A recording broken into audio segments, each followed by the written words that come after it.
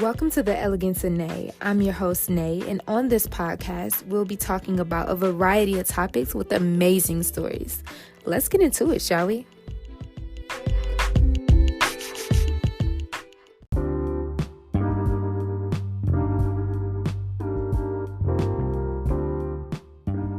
Hey guys, before we begin the show, we just want to give a quick shout out to TC's Art Gallery. That is T as in Tom, C as in Cat, S as in Sam, Art Gallery.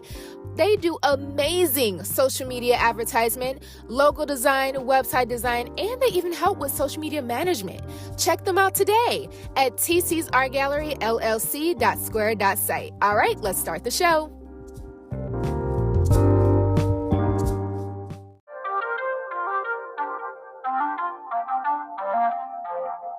Podcast. I'm your host, Nae, and today we have the lovely Socially Chrissy in the building. What it do? How are you doing today? Pretty good. Better now. Great. I'm doing a podcast though. So how are you mentally and physically today? Mentally, good. Physically, I think good. I took the bus instead of riding a bike, but I'm gonna ride the bike some part today, so Okay. I say good. I'm hydrated. Right. Yeah. You gotta stay hydrated, right? You do. So let's get into it. How were you growing up, like in the younger stages? I mean, like as a person, or like in like what I do now in comparison to what I do now. But well, let's exclude from what you do now. Like actually growing up. Oh, I was just crazy. I was a crazy, rambunctious kid. I was always into something, always outside, always in trouble, but also always at a library. It's the weirdest thing ever. I feel it. So, where were you from? Like, where are you from? Detroit? Born and raised. Born and raised. Yep, born and raised. 7 Mile Woodward. All right. So, growing up into a kid, going into your teenage years, how were you as a teenager? Like, what were you getting into? Yeah, you know what? I don't have a good relationship with my mom, so I feel like I was literally looking for I don't know, like compassion, and I just ended up being just really rambunctious, like bad, like. Expelled out of a high school, but then it was funny because I had like a 3.8, so it's like I was always super smart, but like just bad. I was outspoken. Nobody could tell me nothing. Yeah. Okay. It was fun though. I wouldn't change it though. That's good. So pretty much you was very adventurous. Pretty much. I was a savage. Right. Yeah, I was classic bougie. What? Literally, I look back sometimes like, what's wrong with you? So going into from your teenage years to your adulthood, what have you seen change within yourself over time? Probably the birth of my daughter and just like having, an actual why. Like, I think when we in like 18, 19, 20s, whatever, like I got to travel, I was married, all of that. Like that was fun. Cause it's still, another goal. Maybe I'll get remarried, blah, blah. But it wasn't until I had my daughter and I'm just like, wow. It really is a why, because you can't just like do whatever you want. Yeah. Travel, I can't just pick up and go whenever. Thank God, with her. But for the average person, you can. But really just knowing your why, like it's crazy. I like literally in college, I was like, oh man, I went so hard. Now it's like my last like 7 years. I'm like, no, now I'm so hard. Yeah. So that's pretty interesting. Like I would say that has changed, and then being able to like be on this podcast or just in general and being like, yeah, I was bad. Because if you would have asked me then, I'd be like, what? They'd be like, man, what? I'd be like, I'm like amazing. They're like, no, you what? So now, like, having that like hindsight, like, yeah, and also knowing like loving my daughter so that she doesn't try to show, like the aggression or anything in another light like I did. But yeah, it's crazy when you look back. You like, come again? Like, what was I doing? Right. Oh my God, ain't nobody run me over the bus. Oh, some of the things I'm like. Where it take you back, like, I don't know what I was thinking. Yeah, I met a girl last year. That's why I be on the podcast. And she remembered me, and she just was like, "Oh my God, in college, you were so much fun, blah blah blah. Sorry, at the end of the year, blah blah, I got so weird." But she thought it was her that was weird, but it was me that got weird because she didn't realize that I saw her being like mistreat somebody with Down syndrome, and unfortunately, like she knows this story now, but I literally found her dog and sold her dog. Yep. Wow. All right. So that like stuff like that, just like I'm literally 35, and I'm like, what? How you gonna take some? Like I like in my brain at the time it was like this is justified because and I say not like ha you got like no like I would be shocked if that didn't take him out the game or some kind of like mentally crush him forever. And I just thought what I was doing was good. And even though she still was a turd, I was still like, oh my god, you took somebody's dog. Because now I'm older and I realize, although I still think it's weird, some of their pets are like they kids. Yeah. And so I'm just like, oh, they probably like a loss in her family. But I was like, nope, you don't deserve that dog. So yeah, legit, I was like, you don't deserve that dog. So growing up, what schools were you in? Like, where did you attend? So elementary was Marshall and something. Then we gone on to Cranbrook, and then we went back to like what is it?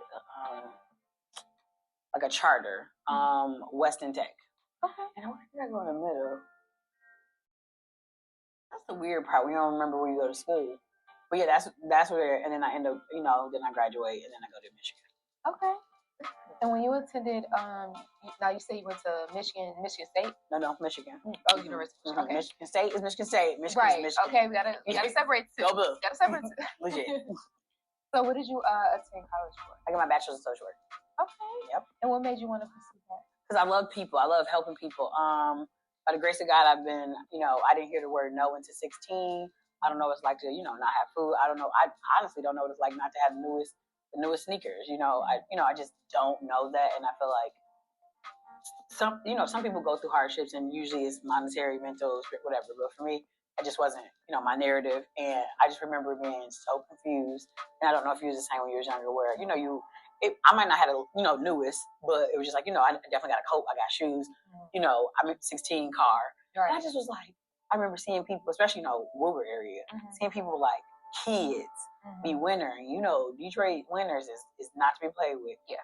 With like sandals. And I'm just like, I don't think they wanted that to be, maybe you, like when I was younger, I did used to be like, dress myself, wear sandals. But you wouldn't see me walking. I would see people, in the car, my dad, my mom, my grandma, and I'm just like, what? And then because I was bad. 11, we were 8th grade. Are we 8th grade and 11? Or are we 13 and 5th grade? Well, I was 11, so maybe 6th grade. I remember, I definitely could probably say I was a spoiled brat. So I got whatever I wanted, which is weird because now I look back like, man, he was bad. But I remember, I forgot what I said, but I just was like, it was something horrible. It was like something odd or something. Like not horrible, but something odd. And my dad was just like, you won't be getting nothing for Christmas. And I was like, wait, what? I don't even understand what that is.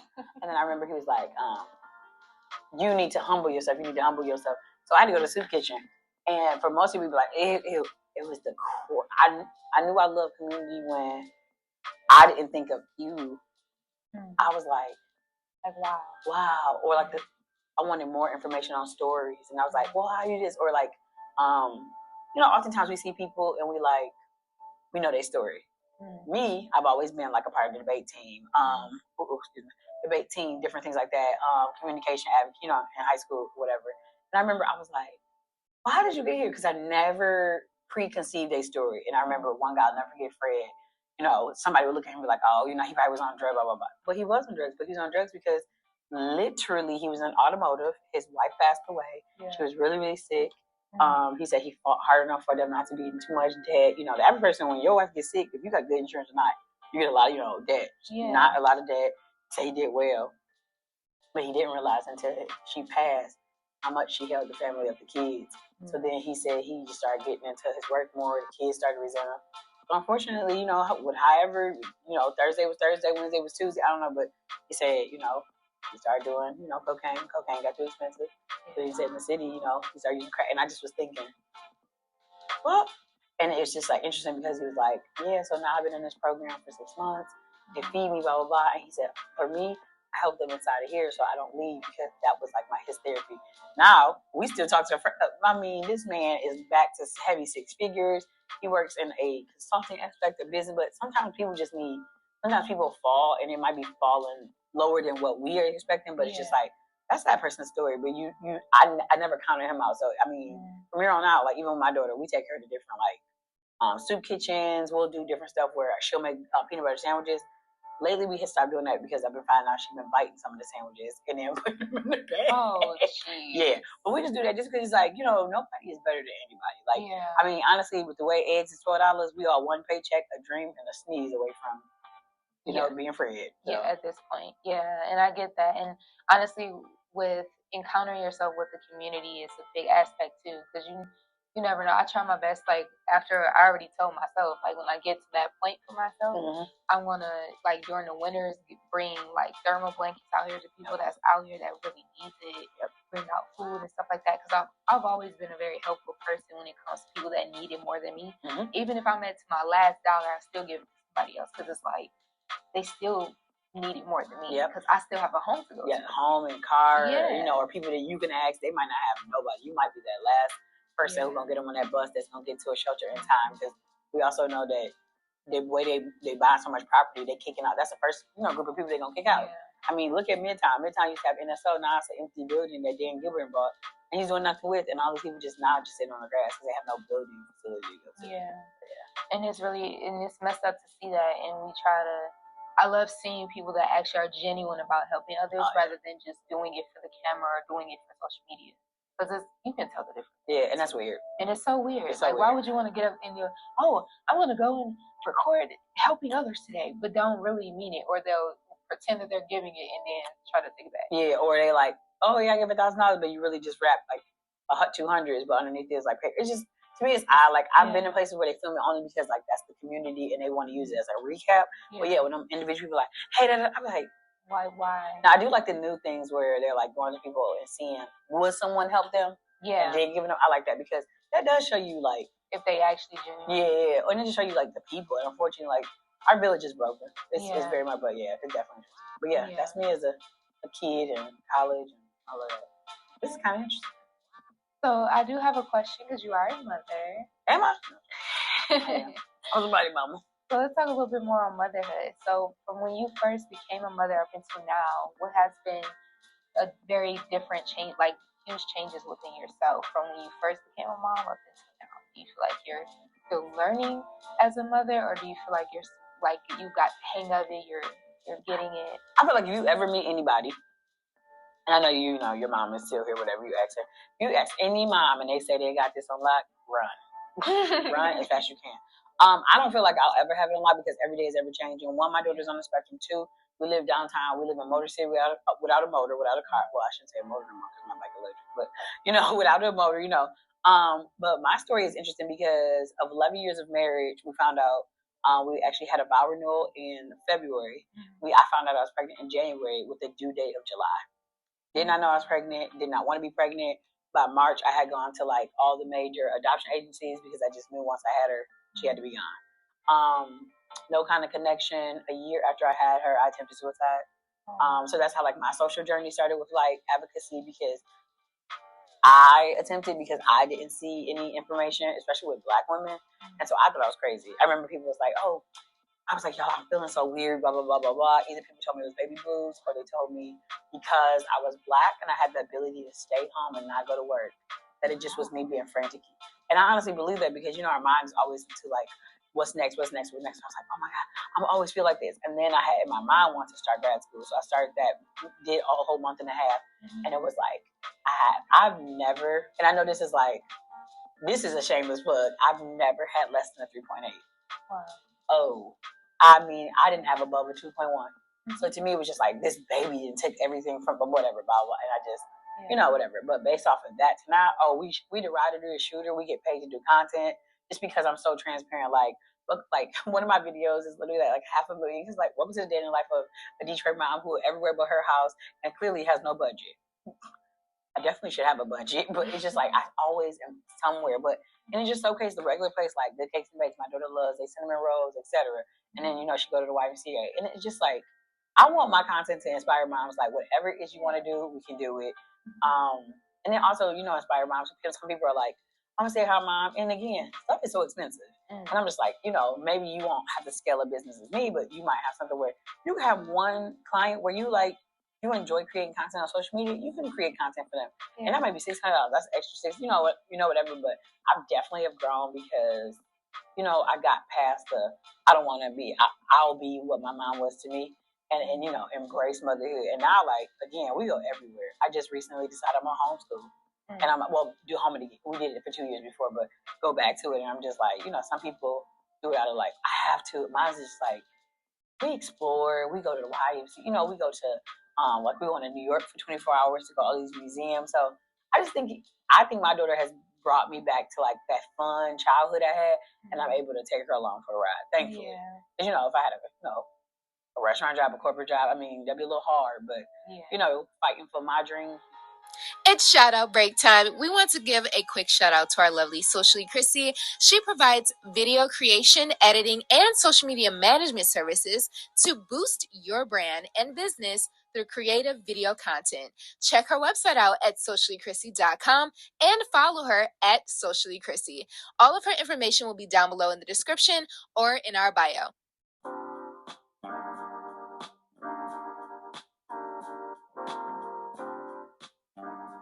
Hey guys, we want to take a quick little break just to do a quick shout out to TC's Art Gallery. That is T as in Tom, C as in Cat, S as in Sam Art Gallery. They do custom art, custom jewelry, and custom photos. They also help with your logo, updating your website, or if you need a website, and they help with social media advertisement or social media management. If you don't feel like dealing with your social media at all, contact TC's Art Gallery today. That is T as in Tom, C as in Cat, S as in Sam Art Gallery. And also check out their website at tcsartgalleryllc.square.site. All right, back to the show. Because becoming her mom, I'm realizing like I can do anything. Before I was like, you're young, so you might be like, no, I can't. Man, I'd be like, no, I can't, and I'd be looking at her like. Somehow I got you $62 asparagus, vanilla ice cream, and some popcorn. So I think I can figure it out. So I think that's how motherhood from beginning to end. Like it's a roller coaster, but I do it again. I would not another kid. Right. I would repeat the roller. But not an addition. Yeah, I don't even know if people afford more than one kid. Okay. Now going into more of your career, can you talk more or elaborate more on that? What is it that you do? So I own a media company where I create digital visuals for small businesses in order to tell their story and their mission through the visuals. So that's what I do. Amazing. When I was bad in high school, I also was the only person with a Nokia chirp because I was a tech person in that old school camcorder. I always like I always forget the name of the show, but Wonder Years, where how like the intro was like them documenting whatever. I've always been a color person though, like you gotta be in color. I see the beauty in black and white, but I'm like, nah. But literally, like, I would just do that in like school. It'd be like, back then editing was like, you really had to have money, so never really edited. You just never had to make the collages in them. But I was just like school days, and then I remember when like Photoshop finally was accessible to everybody, and our schools got those little fat iMacs, and I would just be there for hours because editing took days just to put school days in like the comic strip. So I don't know. I've always done video too, so that's just always been my life. Ever since becoming a content creator, what was one of like your biggest challenges, like going into like the start of your career up until now that you like? So my company started as a full production company. So I was the person who we have all the big old cameras, the drones, whatever, be at the Coachellas, the auto shows, the Lollapalooza, whatever. It wasn't until COVID, obviously, when you get emails like, obviously there's no, COVID is March. Coachella is April the 14th. So, hey, we're going to be doing an auto show. Auto show, that was that first year that they were going to bring it to spring, like the summer instead of being winter. So, I'm like, oh, I already contracted. So, I always tell people my story is a little bit different because my daughter gave me extra drive, but not like transparency that I can do anything. I've always been very vocal. Like, whatever I want, I'm going to go after because what's the worst thing you can hear is no. Yeah. So starting off, I will say it was a little bit easier than most people, and I have to be transparent about that because my now ex-husband worked for Fox Sports at the time. I think he was on year like 10 by the time I made it a business. So it was a little bit easier, and I'm always on his games. So so people knew me. So like my first client was Tigers wanted a recap video. I mean, people fought and sent pictures for the day, and I'm just like, what? They're like, yeah, we saw this video you did. Can you redo it? I'm like, what? And I knew that I could make it a career when that video I got a group of people, so I think it took us like 6 hours to shoot. Maybe 2 hours for me to edit, and it was a $3,000 check. And I was like, wow. You said, I can do this. I can do, and then it's something I love. So I would say in business, not as bad. I wouldn't complain. I would say where I am now is harder because I'm managing client social media accounts, and so now I'm at a crossroad of, do I want to continue to do that, or do I want to go back to a business where not production, but what I call like contentpreneur, where I create the content, y'all figure out the strategy. Right. So pretty much you make it, y'all figure it out. Yeah, and I'm like at a tier because I still love the strategy, but I think that strategy is probably the most expensive part of it. Yeah. And a lot of, I'm learning small businesses, they might have a budget of like 500, 800, especially if the videos don't convert. But to have like a consistent $3,000 to $4,000 a month, it doesn't work. And unfortunately, I'm not corporate every day. It's not, that's not the quote unquote what they say, what's your target market? That's not I want more small businesses, especially people of color, to be able to tell their story. Because I feel like a lot of the businesses we have are like amazing, but they are so busy working in their business that that we don't. Yeah. I get that. Yeah. So in the beginning, you selected daily routines. Mm-hmm. So can you elaborate more on your daily routine that you do on a day-to-day? Oh yeah, I don't play games. If y'all follow me, I don't play games routine. That's why I thought I was like, that's crazy. So daily routine. One of the daily routines recently in the last 6 months is I don't touch my phone the first hour of waking up. The only reason my phone is anywhere is because it's an alarm. Another part of my routine is that I used to put my phone in like somewhere else in a whole other room. But then I realized that I would just let that alarm go until it stops.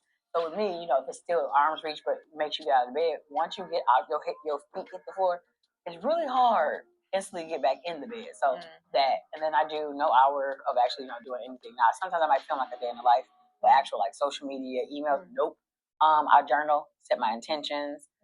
Usually I planned yesterday, but sometimes when you plan, I don't think anybody's ever gonna be perfect. You might write something like, oh my God, I did tell that girl I was gonna do da.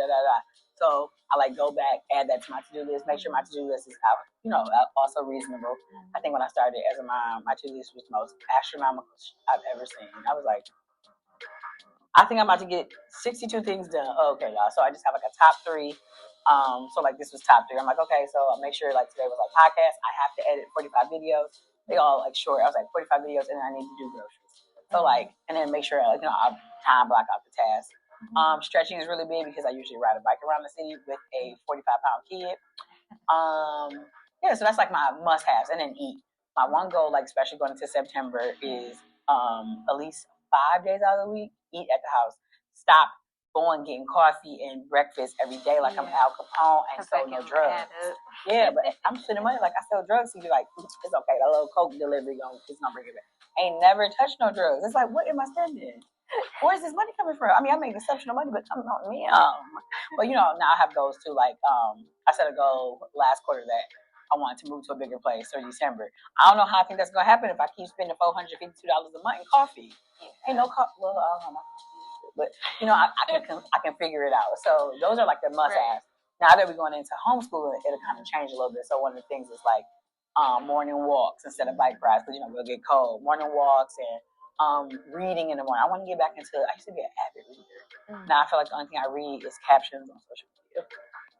Some of them don't even be English. I need those words. Literally, I'm yeah, those are daily routine. Oh, and water. Water's been my thing for past 60 days.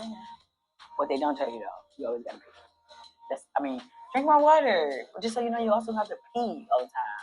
And I can't, here, baby, we can't put the computer in the bathroom. These nasty folks that fight pee on my screen. Oh my God.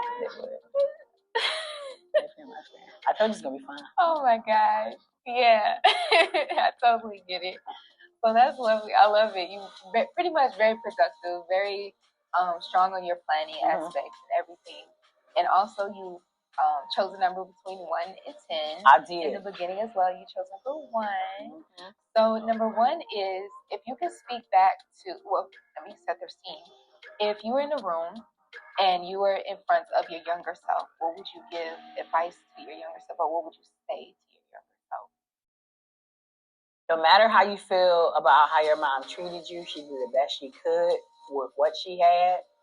Don't let that be something that you walk through life with that allows you to derail in different things because that is your excuse.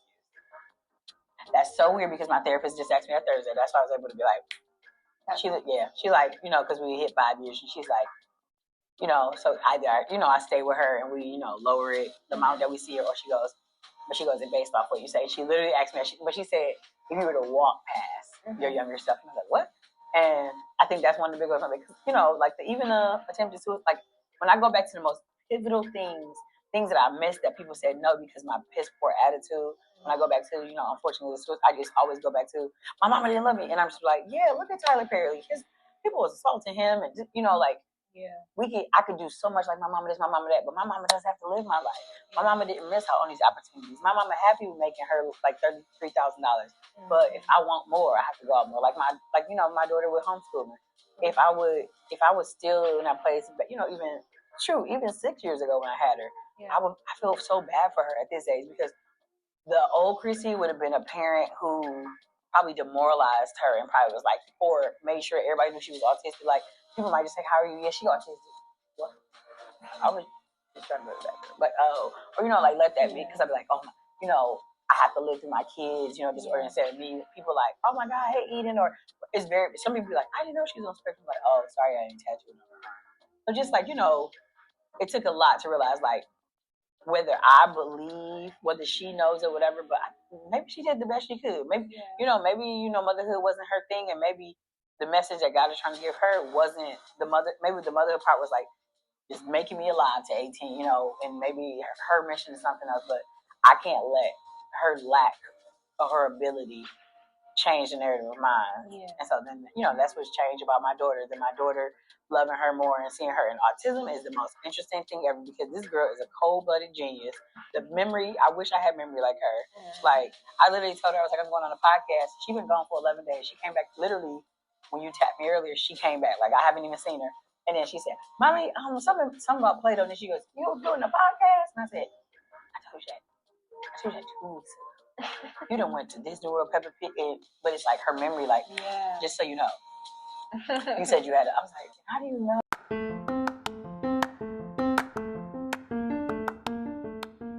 All right, guys, it's shout out break time. We wanted to give our love and support to our lovely Socially Chrissy. She provides video creation, editing, and social media management services to boost your brand and business through creative video content. If you would love these services done, check out our girl at sociallychrissy.com. That is SOCIALLYCHRISSY.com. That's sociallychrissy.com. All of her information will also be down below in our description or in our bio, so you can get her information right away.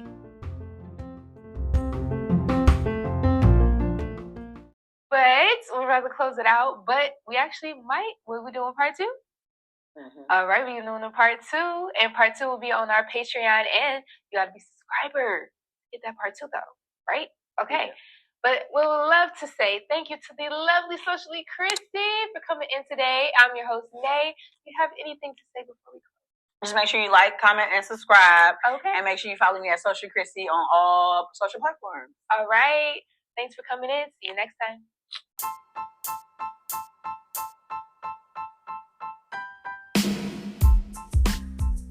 Thanks for tuning in to another episode of the Elegance of Nae podcast. I'm your host, Nae, and make sure to like, share, and subscribe, and also follow us at the Elegance of Nae podcast. Until next time, see ya.